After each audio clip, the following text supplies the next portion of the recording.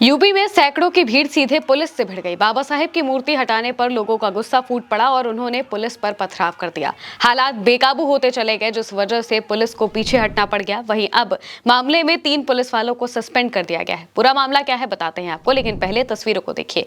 JCB से बाबा साहेब की मूर्ति हटाने की कोशिश की जाती है, जिससे गाँव वाले नाराज हो जाते हैं। उन्होंने पुलिस पर पत्थर बरसाने शुरू कर दिए। पुलिस ने भी लाठीचार्ज किया और माहौल में तनाव बना रहा। पूरा मामला देवरिया के लवकनी गांव का है। यहां पर ग्राम समाज की खलिहान जमीन पर डॉक्टर भीमराव अंबेडकर की प्रतिमा स्थापित करने को लेकर विवाद खड़ा हो गया। दलित समाज के लोगों ने पहले ही चबूतरे का निर्माण करा लिया था और प्रतिमा भी गांव पर पहुंच गई थी। इसकी जानकारी मिलने पर प्रशासन ने मौके पर पहुंचकर बिना अनुमति सरकारी भूमि पर प्रतिमा स्थापित करने से रोक लगा दी। एसडीएम, सीओ समेत प्रशासनिक अधिकारी और पुलिस बल मौके पर डटे रहे। करीब 12 घंटे तक ग्रामीणों को समझाने की कोशिश की गई।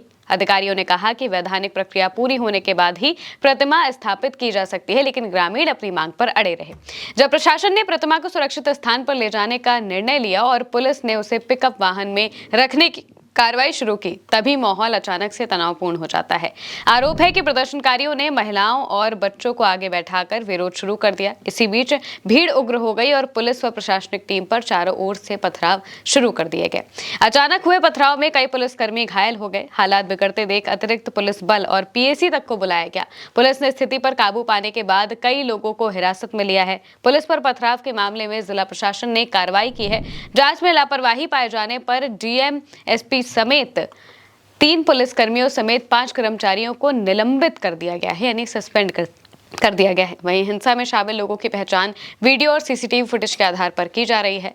घटना के बाद लवकनी गांव को पुलिस छावनी में तब्दील कर दिया गया। गांव और आसपास के क्षेत्रों में कई थानों की पुलिस, पीएसी और वरिष्ठ अधिकारियों की तैनाती की गई। पुलिस लगातार फ्लैग मार्च कर रही है और संवेदनशील स्थानों पर विशेष निगरानी रखी जा रही है। लेकिन जब घटना की तस्वीरें सामने आती हैं तो वो काफी ज्यादा भयावह दिखाई देती हैं। एक तरफ सैकड़ों की संख्या में जो लोग हैं वो दिखाई देते हैं, वहीं दूसरी तरफ पुलिस वाले हैं जो कि हेलमेट और डंडा लिए दिखाई दे रहे हैं और यहां तक कि कुछ पुलिस वाले भी उन प्रदर्शनकारियों पर पथराव करते हुए वीडियो में नजर आते हैं।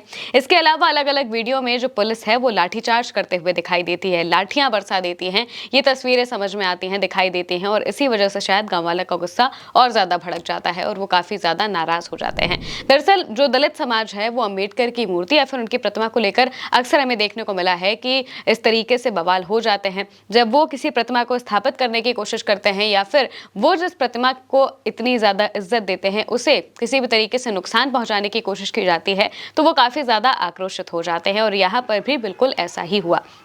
गांव वालों को पुलिस ठीक से समझा नहीं पाई, जिस वजह से यहां पर बवाल हो जाता है। लोगों से शांति बनाए रखने और किसी भी प्रकार की अफवाह पर ध्यान न देने की अपील लगातार की जा रही है, लेकिन मामले में जिस तरीके से पुलिस ने बर्ताव किया, इसी को लेकर उन्हें सस्पेंड भी किया गया है, क्योंकि पुलिस ने जो वहां पर ग्रेविटी है, माहौल की जो ग्रेविटी है उसे नहीं समझा, उसे नहीं देखा और इसी वजह से यहाँ पर इतना बड़ा बवाल हो जाता है। तस्वीरें सामने आती हैं कि किस तरीके से पथराव हो रहा है और तमाम जो चीजें हैं वो दिखाई पड़ती हैं।